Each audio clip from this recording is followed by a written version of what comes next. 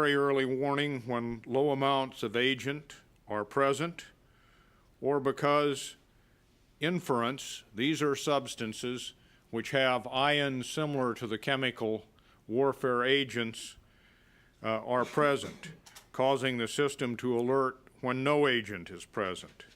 There are many battlefield contaminants which are inference.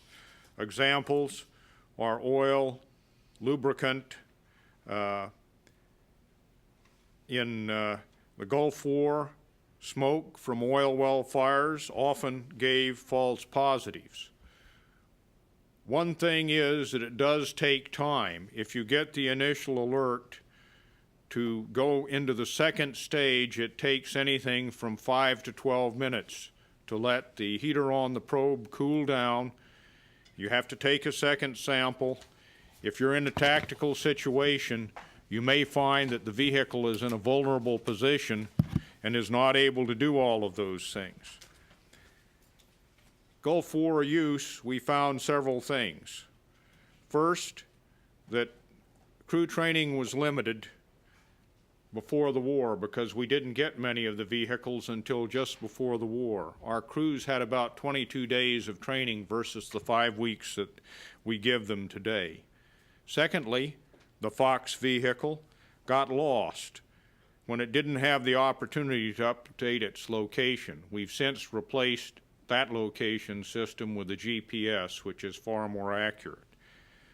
The sampling wheel in the back was fragile, could break in rough terrain.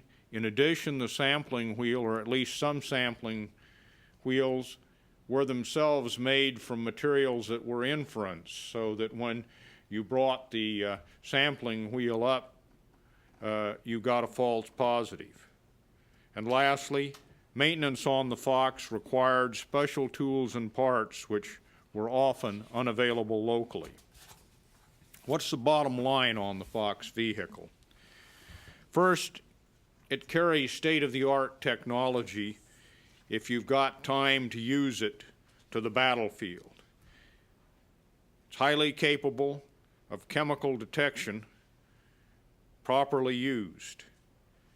But the capability to use it depends upon the situation that the vehicle and the unit it is assigned to is in. It's not a perfect vehicle, but it was the best we had. It provides a limited capability in fast-moving situations to detect agents. But we had absolutely nothing going into the Gulf War, and we welcomed the German contribution. Understanding the vehicle's capabilities are key to understanding why we have reached some of the assessments we have in the incidents under investigation. In the Marine Corps breaching narrative, both detections occurred by Fox vehicles, and that's why we wanted to release this information paper at this time.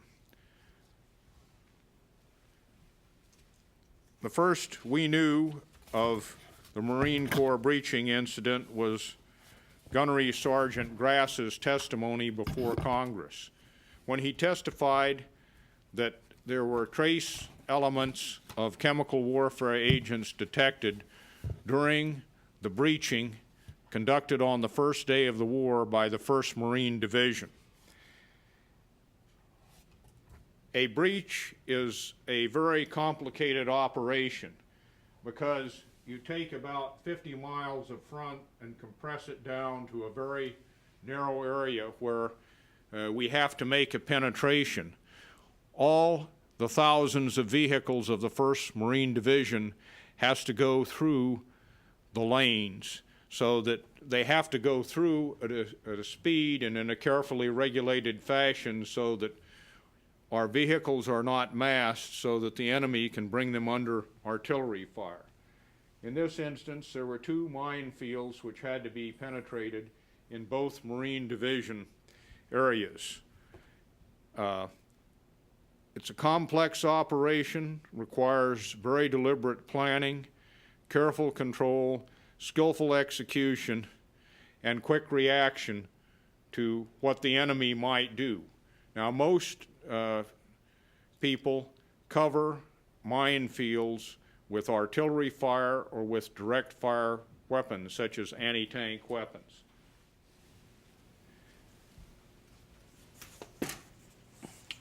One of the reasons that we investigated this incident was there was a great deal of controversy. In the first place, there was controversy about what the Marines on the scene reportedly said, what the chain of command knew, about detection equipment capabilities, and there have been conflicting post-war assessments. Our investigation methodology is based upon work done by the United Nations. What we try and do is go through all the relevant factors that may bear on an incident then and what we know now in order to make an assessment. And these are the kinds of things that we looked at. We looked at what Gunnery Sergeant Grass had said, low-level chemical contaminants, but he didn't say anything about this publicly. He didn't blow the whistle as he was going through the minefield. He saw what was on the scope. He continued moving. He didn't report it to anyone until he spoke to the Congress. That's not quite correct. He did have a face-to-face, probably 1 to 2 hours, with his NBC officer in the battalion task force that was making the penetration, and he said he'd seen these things. They together said that they weren't worth reporting at the time. Gunnery Sergeant Grass's driver said that he didn't find anything in a written statement to us subsequently. At the Presidential Advisory Committee hearing, Gunnery Grass's spectrometer operator supported Gunnery Grass when he said that he picked up low-level traces. This was a dirty battlefield. That is, there was oil and other inference present on it. There were no Fox tapes which we could analyze. Intelligence data, of course, said that the Iraqis had the capability to deliver chemical agents against our forces, either by rocket or by artillery. The chain of command, when interviewed, said that there was no indication on that day or subsequently that chemical weapon agents had been used. Minefield clearing operations were not relevant in this instance, but the medical evidence was that no Marine in the 1st Marine Division had been treated for a chemical warfare exposure on that day. Our conclusion, or I won't call it a conclusion, I'll call it an assessment, because this is an interim report and these are interim findings on a scale of definitely not, unlikely, indeterminate, likely, or definitely a chemical agent, or that it is unlikely that any chemical agents were identified on that day, or that any Marines were exposed within the 1st Marine Division. The second case is more complicated. The 2nd Marine Division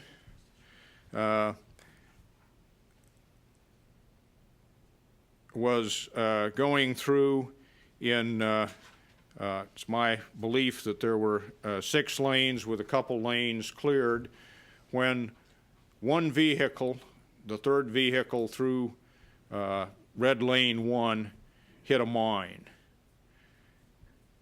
The Fox vehicle following was commanded by Master Sergeant Bradford. Master Sergeant Bradford, testifying in Charleston at the Presidential Advisory Committee, said that shortly after that, in his vehicle, the scope was peeking out, and that he was convinced that he was surrounded by masses of chemical agent. And the Fox vehicle alerted for sarin, a nerve gas, and 2 blister agents, mustard and lewisite. And he hollered, gas, gas, gas. The system worked. An NBC report was generated, which went through his division, his battalion task force, and Task Force Ripper, which it was part of, went into MOP 4. That's full protective gear.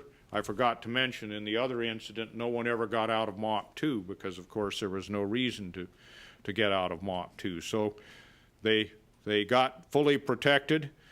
And according to Master Sergeant Bradford's testimony, he drove. He doesn't know how far he drove. This is in Charleston, but he thinks it was about 20 minutes until he hit a hard asphalt road that was meant to be a rally point. In that period of time, the peaks had subsided, and they unmasked. What we do know, in addition to what we have from him, is that the Marines in his vehicle back up his testimony that they did in fact get these kinds of readings on the scope. But other Marines on the scene, the Marines who were in the vehicle that hit the mine, were in MOP 2 at the time. They got out of the vehicle. They were not exposed to any chemical weapon agent. They didn't mask, and later, when the mine was examined that had disabled their vehicle, it was found not to be a chemical mine. The chain of command remembers that they passed the report up, but they also later in the day in the NBC chain considered it a false positive because there was no other indication that any gas had been delivered or any chemical agent had arrived. If it had come, where had it come from? There was no artillery at the time. It was Master Sergeant Bradford's contention that it had been delivered by the mine. The intelligence we had indicated that the Iraqis had the capability to make chemical mines, but no chemical mines made by the Iraqis were ever found by intelligence sources. The people who had the EOD, that is the Explosive Ordnance Demolition Contract, in Kuwait after the war, dug up over 340,000 pieces of ordnance. They never found a single chemical mine after the war. It was a very dirty battlefield, and there was a lot of oil on the battlefield by Master Sergeant Bradford's own testimony. In this instance, Fox tapes do exist, and they were given by Master Sergeant Bradford to us. We have had them analyzed. Remember, though, that this is 5-6 years after the event. People sitting in armchairs can make judgments that Marines in a combat situation, particularly when the print is about this high, if you look at the report we've given you, says it does say, yes, sarin, it does say mustard, it does say lewisite, but it also says fats, oils, and waxes. These are all known inference, and they appear in the tapes so that the judgment of 2 government labs and the NIST, the National Institute for Science and Technology, is that this was a false positive. Was there or were there any casualties? One Marine in a vehicle following Master Sergeant Bradford's Fox received, when he got out to put on, to close the the hatches on his vehicle as they went into MOP 4. He had not yet put on his gloves, but he had mask. What he thought was a burn from a chemical agent on the back of his hand. He was later examined that day after going to see his company commander by both a medical corpsman and a medical officer. The doctor made the determination that whatever he had, it was not sufficient to prevent him from going back to duty, and it was definitely not a chemical agent wound. They can be quite distinctive. Now, we've followed this up with interviews of that Marine's friends in his outfit, of his chain of command. He was recommended by his platoon commander later for a Purple Heart based on this incident, but as there was no medical statement that he required medical treatment because of the injury, he did not receive the Purple Heart. We continue to investigate this, but on our scale of definitely a chemical, likely a chemical, indeterminate, unlikely, and definitely not a chemical agent, we conclude, we assess that this was not a chemical agent identification, nor were Marines exposed to chemical agent during the minefield breaching. Now, what are we going to do about this? We're going to notify the people who were witnesses as to our findings by letter. We'll give them a summary of the narrative and tell them where they can get a copy of the narrative, as well as all those who've expressed interest. I'm ready for your questions. Does the Marine who said he had some exposure to his hand, does he have any health problems today? Call on a good Marine. Do you know whether the individual has health problems today? This is Lieutenant Colonel Knowles, who's chief of our chemical and biological weapons incident. He has reported no major symptoms. He's reported, and I don't think he's even been examined by the CCEP. No major symptoms, but there's some symptoms now. I don't think he's had any symptoms. I'll have to go back and take a look at that. We did have asked him that. I don't have that answer right handy. Yes. Why were there no tapes available in the Fox vehicle from the first incident? Because we don't know whether tapes were made and lost, or whether they just didn't make a tape. Now, the vehicle, if it was running properly, should have been producing tapes, but there was no requirement to save any tapes from Fox vehicles. The tapes we have because they were kept by good non-commissioned officers who thought they might have some historical interest. So, one, you think that there were no artillery or rockets that could have produced gas with the Marine breaching Fox? Is that correct?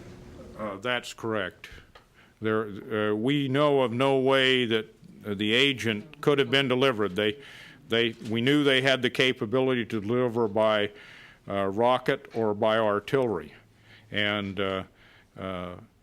there was no incoming artillery at the time of the incident. There was some incoming artillery later as they were going through the second line up here, but they didn't detect anything as a result of that artillery fire. Okay, and what was on their detector could have been some other hydrocarbon? That's correct. Rather than oil, fat, and wax is the way it printed out. All right, rather than gas. So Rather you than basically gas. are saying there's no evidence that any U.S. Marines or any U.S. service personnel in the minefield breaching were exposed to gas? We say that it's unlikely. Very unlikely. Yes. And unlikely in the other breaching as well. That's correct, in both the 1st Marine Division and in the 2nd Marine Division. Okay, and I have one more question, but I'll go to let Sure. Mark. Do you know how many Marines from the 1st or 2nd Marine Division have either signed up for any of the Gulf War registries or have actually reported being ill? I do not have that figure available. We can certainly get it. Is it- General, you mentioned that the Fox vehicles were not really made to detect vapor chemical agents, and they were so equipped with the M8s and the M256 kits to help them out in that regard. Were there any M8s or M256 kits not on Fox vehicles that detected the presence of chemical agents in the theater? Normally, had Master Sergeant Bradford not been in the middle of a minefield through which we were trying to move everybody as fast as possible, he would have taken a second sample, and he did take a spectrum, but he didn't print the spectrum out. The tapes we have that were generated automatically, and at that point in time, in order to get a print to go into phase 2, you had to push a separate button that said print. The other thing that would have been SOP would have been to follow up with a 256 kit to see if you had a detection on the spot, if you were going to stay on the spot. But he moved on, and those Marines who subsequently used that lane went into MOP 4, masked, and went through the lane. That incident, it generated an NBC-1, is that correct? That's correct. In the 2nd Marine Division, and how many Marines in that division went to MOP 4, and for how long? So far as I know, the Marines in this vicinity and in Task Force Ripper went to MOP 4 until they had cleared this area and had moved up to where they got an all clear, which Master Sergeant Bradford gave them. You said about 20 minutes or so? I said it took him about 20 minutes to get there and make the determination that it was safe to unmask as he was pressed by his commander, and they unmasked, and there were no ill effects. So, Yes? So let me see if I can do this correctly. Now you've got 2 other possible gassings. You have the Camisea precipitates falling out.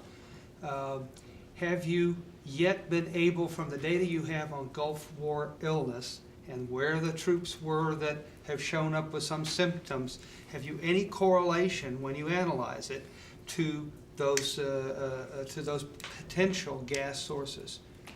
We have not. I would tell you that, of course, that emphasizes Dr. Oscar did last week, that there's no connection that we've been able to establish thus far between low-level exposure and long-term health effects. Of course, if you got a high dose of gas, it can be lethal or incapacitating, as Dr. Oscar explained last Thursday using his chart. But Gulf War illness, and you're finding no scientific correlation to any known gas? I won't say we're finding no correlation. I would say that medical research is in progress to establish such connection as there may be, but that it has not been established. Not yet established. Not yet established. But you should have data by now to tell you if you're heading in the right direction there, if you have any kind of indications that there will be a correlation. Or can you respond to that? Well, we try and follow the medical research closely, but at this point in time, we do not have an indication that we're getting those kinds of results. I understood. Right. Yes. A couple of things, General. You mentioned outreach. Are you going to be contacting all the Marines in the 2nd Division, or just those that were with Ripper? Who is it that you're targeting for these? We're targeting those who testified or those who have expressed an interest to us directly in terms of making an inquiry or are in our database with respect to this incident. The reason we're not targeting everybody in either division is this is the first of 4 incidents that we are looking at. The minefield breaching incidents, Al Jaber, the Orchard ASP, and there's one other one, the 11th Marines.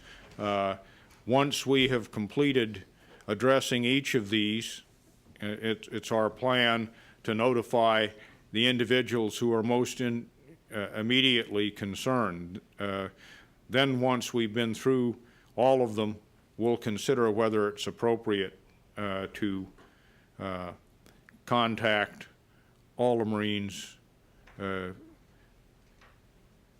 just one other one. Where does our equipment, NBC equipment, the Fox, the M8s, the M256, as we had it in the Gulf, how does that stack up against the Czech equipment that the Czech troops had in the Gulf? Well, I can't address that in detail. What I can tell you is that the Czech equipment seems to be a good deal more sensitive than our equipment in that it is capable of detecting, making the detection somewhere below where our equipment is most sensitive.